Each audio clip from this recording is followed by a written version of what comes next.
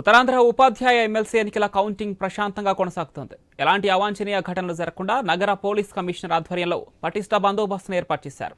ఉదయం 8 గంటలకు ఈ కౌంటింగ్ హాల్లో బ్యాలెట్ బాక్సులు తెరిచి ఓట్ల లెక్కింపు ప్రక్రియను అధికారులు ప్రారంభించారు. ఎమ్మెల్సీ కౌంటింగ్కు సంబంధించి ప్రస్తుత పరిస్థితిని విశాఖ నుంచి మా ప్రతినిధి రాజు అందిస్తారు. ప్రశాంతంగా ప్రారంభమైంది. ఉదయం 8 గంటల నుంచి కౌంటింగ్ హాల్లో ఉన్నటువంటి సిబ్బంది అంతా కూడా అక్కడికి వచ్చినటువంటి బ్యాలెట్ బాక్సులు అన్నింటినీ ఓపెన్ చేసి వాటిని అయితే కట్టలు కట్టే ప్రక్రియ కూడా ప్రస్తుతం కొనసాగుతుంది. పోలింగ్కి సంబంధించి ఎలాంటి అవాంఛనీయ సంఘటనలు కూడా జరగకుండా పూర్తి పటిష్టమైనటువంటి బందోబస్తు ఏర్పాట్లు చేయడం జరిగింది. ఇక్కడ చూసుకోవచ్చు, ఇక్కడ ఏదైతే ఏయూ ఇంజనీరింగ్ గ్రౌండ్లో ఇంజనీరింగ్ కళాశాలలో ఏర్పాటు చేసినటువంటి కౌంటింగ్ సెంటర్ వద్ద పూర్తిగా భద్రతా ప్రమాణాలు పాటిస్తున్నట్టు తెలుస్తుంది. ప్రతి ఒక్క ఏజెంట్ని కానీ సిబ్బందిని కానీ క్షుణ్ణంగా తనిఖీలు చేసి లోపల పంపించడం జరిగింది. అదేవిధంగా రిలీవింగ్ ఉన్నటువంటి ఏజెంట్లు ఎవరైతే ఉన్నారో వాళ్ళని కూడా వాళ్ళకి ఇచ్చినటువంటి ఐడి కార్డులు చెక్ చేసి వాళ్ళ దగ్గర లిస్టుని చూసి మరి లోపల పంపించడం జరుగుతుంది. ఈ నేపథ్యంలో జరుగుతున్నటువంటి కౌంటింగ్ అయితే కొద్దిసేపటి క్రితమే మొదలైందని చెప్పుకోవచ్చు. ప్రస్తుతం మధ్యాహ్నం వరకు కూడా ఇదైతే దాదాపు ఉమ్మడి విశాఖపట్నం, శ్రీకాకుళం, విజయనగరం జిల్లాలకు సంబంధించి ఫిబ్రవరి 27న జరిగినటువంటి పోలింగ్లో 22,493 ఓట్లకు గాను 20,783 ఓట్లు పోలయ్యి మొత్తంగా చూసుకుంటే 92.40% ఓటింగ్ జరిగిన నేపథ్యంలో ఈరోజు జరుగుతున్నటువంటి కౌంటింగ్లో ఏవైతే మొన్న పోలింగ్ జరిగినటువంటి బ్యాలెట్ బాక్సులు ఉన్నాయో బ్యాలెట్ బాక్సులన్నీ కూడా ఇక్కడ తీసుకురావడం జరిగింది. వాటిని లోపల ఓపెన్ చేసి సీల్లు ఓపెన్ చేసి దాని ఏవైతే పోలేని ఓట్లు ఉన్నాయో వాటిలన్నింటినీ కూడా విడదీసి 1000 చొప్పున కట్టలు కూడా కట్టి దాని ఏర్పాట్లు అయితే చేయడం జరిగింది. అదంతా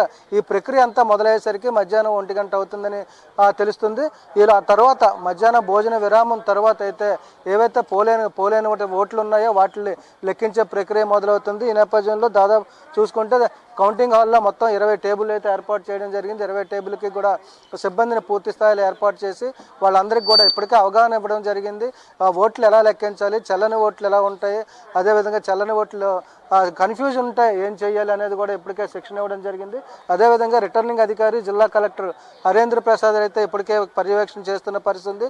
మరోవైపు భద్రతా ఏర్పాట్లన్నింటినీ కూడా పోలీస్ కమిషనర్ శంకర్ప్రత బాగ్జీ దగ్గరుండి పర్యవేక్షణ చేస్తున్నారు.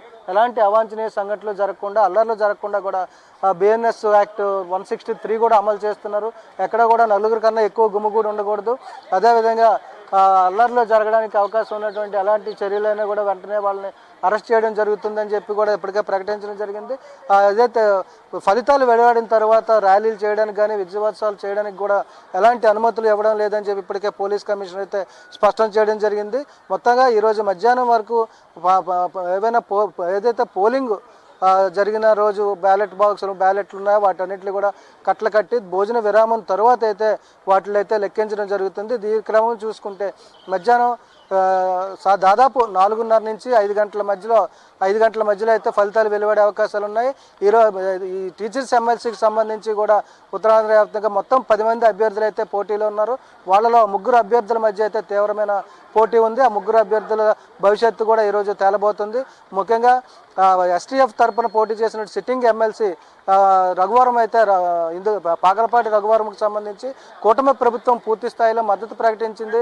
ఆయన గెలుపు కోసం చాలా విశేషంగా కృషి చేసిన పరిస్థితి ఉంది. మరి ఆయన భవిష్యత్తు ఈరోజు తేలబోతుంది. అలాగే గతంలో వరుసగా 2 సార్లు ఎమ్మెల్సీగా చేసినటువంటి గాదిల శ్రీనివాసనాయుడు ఇప్పుడు కూడా మళ్ళీ పోటీ పడడం జరిగింది.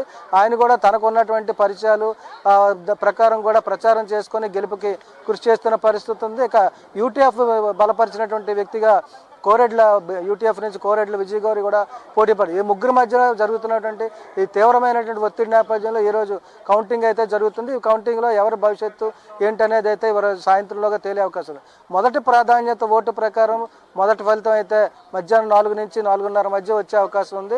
ఏదైతే పోలేని ఓట్లు ఉన్నాయో పోలేని ఓట్లలో ఒక ఓటుని కలిపి 50% వచ్చేటువంటి అభ్యర్థి ఎవరైతే వాళ్ళనైతే విజేతలుగా ప్రకటించే అవకాశం ఉంది.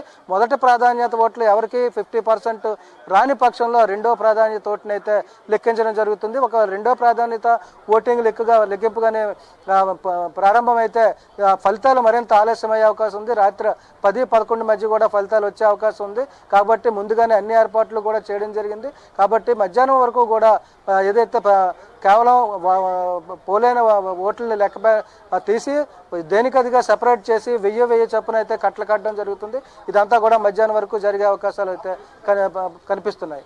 వీడియో జర్నలిస్ట్ స్వామితో Raju, I News, Visakhapatnam counting centre నుంచి.